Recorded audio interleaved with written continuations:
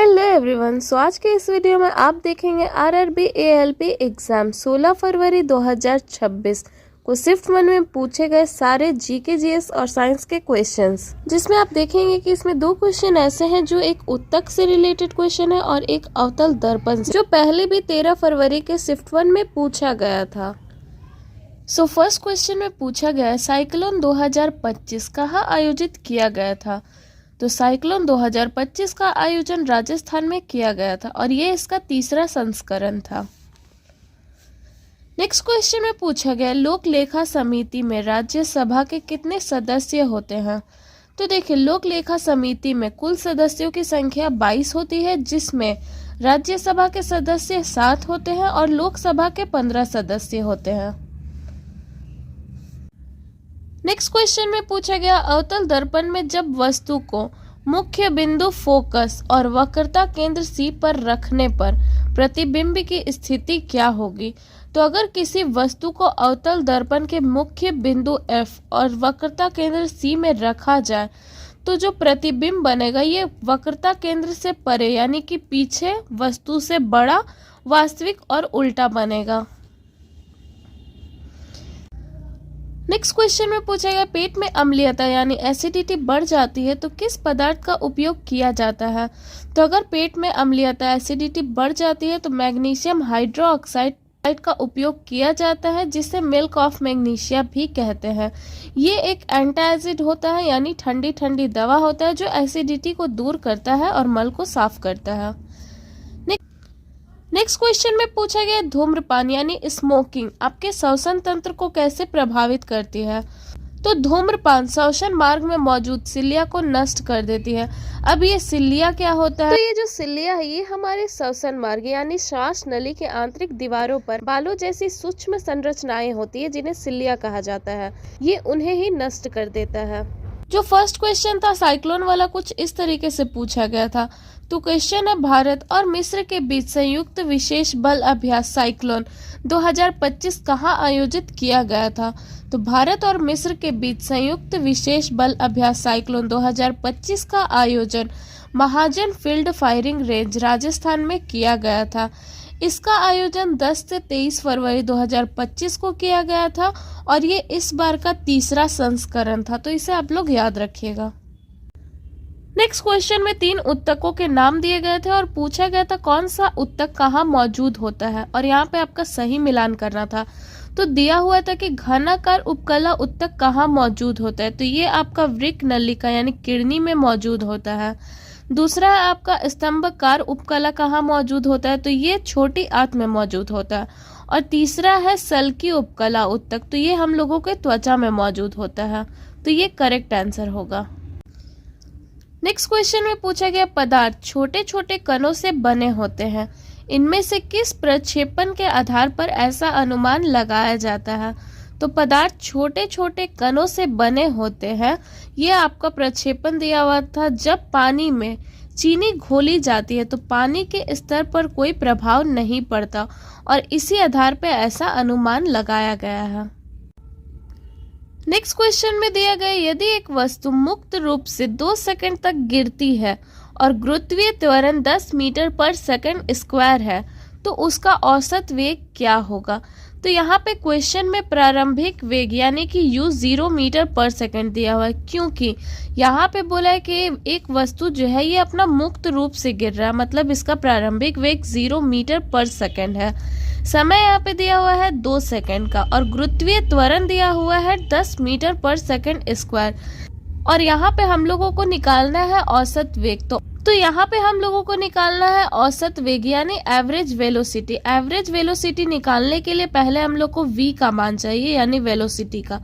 तो वेलोसिटी हम लोग निकालेंगे गति का पहला समीकरण से। तो गति का पहला समीकरण होता है v = u + gt। v यहाँ पे हम लोग को निकालना है = u, यहाँ पे प्रारंभिक वेग 0 दिया हुआ है, प्लस g यहाँ पे गुरुत्वीय त्वरण है 10 मीटर पर सेकंड और यहाँ पे टाइम है 2 सेकंड का। तो 0 का तो कोई मान नहीं होता, यहाँ पे 10 दूनी 20 हम लोग का v निकल गया यानी वेग निकल गया 20 मीटर पर सेकंड। अब हम लोग निकालेंगे एवरेज वेलोसिटी। तो इसको निकालने का फॉर्मूला होता है u + v/2। यहाँ पे u हम लोगों का 0 है, v यहाँ पे 20 निकला /2। तो ये जब 220 से कट गया तो यहाँ पे आ गया 10 मीटर पर सेकेंड एवरेज वेलोसिटी, जो कि आंसर होगा। नेक्स्ट क्वेश्चन में पूछा गया गुरुत्वीय स्थितिज ऊर्जा मुख्य रूप से किस पर निर्भर करती है। तो गुरुत्वीय स्थितिज ऊर्जा का सूत्र होता है potential energy is equal to mgh। इस mgh में क्या है, तो इस m का मतलब होता है मास यानी वस्तु का द्रव्यमान, ये जो g है ये है ग्रेविटी यानी वस्तु का गुरुत्वीय त्वरण, और ये जो h है ये है वस्तु का ऊंचाई। तो गुरुत्वीय स्थितिज ऊर्जा मुख्य रूप से वस्तु के द्रव्यमान, गुरुत्वीय त्वरण और ऊंचाई पर निर्भर करता है। नेक्स्ट क्वेश्चन में पूछा गया निम्नलिखित में से किसे एक विलयन के रूप में परिभाषित किया जा सकता है, जिसमें आपका ऑप्शन में दिया हुआ था चीनी और पानी का घोल यानी चीनी और पानी का मिश्रण। तो चीनी और पानी के मिश्रण को एक विलयन के रूप में परिभाषित किया जा सकता है। नेक्स्ट क्वेश्चन में पूछा गया परासरण की प्रक्रिया के दौरान यदि कोशिका से ऑक्सीजन को पूरी तरह निकाल दिया जाए या उसकी आपूर्ति को रोक दिया जाए तो कोशिका पर क्या प्राथमिक प्रभाव पड़ेगा। तो अगर परासरण की प्रक्रिया के दौरान कोशिका से ऑक्सीजन को पूरी तरह निकाल दिया जाए या उसकी आपूर्ति को रोक दिया जाए तो कोशिका का सक्रिय परिवहन रुक जाएगा, लेकिन परासरण जारी रह सकता है। ये सारे क्वेश्चन आपका RRB ALP 16 फरवरी का शिफ्ट 1 में पूछे गए थे। हो सकता है इन्हीं क्वेश्चन को आगे रिपीट किया जाए या फिर इन्हीं टॉपिक से रिलेटेड आगे क्वेश्चन पूछे जाए। और ये है कुछ क्वेश्चन जो 13 फरवरी को ALP एग्जाम में पूछे गए और कुछ एक्स्ट्रा साइंस के क्वेश्चंस जो आगे एग्जाम में पूछे जा सकते हैं। फर्स्ट क्वेश्चन में पूछे गए अनुशासन यानी कि डिसिप्लिन का वास्तविक अर्थ क्या है। तो अनुशासन का वास्तविक अर्थ है नियमों का पालन करना और व्यवस्थित जीवन जीना। नेक्स्ट क्वेश्चन में पूछा गया नेफ्थलीन के जलने पर किस रंग की ज्वाला उत्पन्न होती है। तो नेफ्थलीन के जलने पर पीली धुआंधार ज्वाला उत्पन्न होती है जो कि कालिख युक्त होती है। नेक्स्ट क्वेश्चन में पूछा गया इनमें से कौन एक विस्थापन अभिक्रिया नहीं है, जिसमें आपका 4 ऑप्शन में 3 ऑप्शन ऐसे थे जो विस्थापन अभिक्रिया से रिलेट करते हैं। एक आपका दिया हुआ था 2mg + O2 = 2mgO। तो ये आपका विस्थापन अभिक्रिया नहीं है बल्कि ये संयोजन अभिक्रिया है, जो कि करेक्ट आंसर होगा।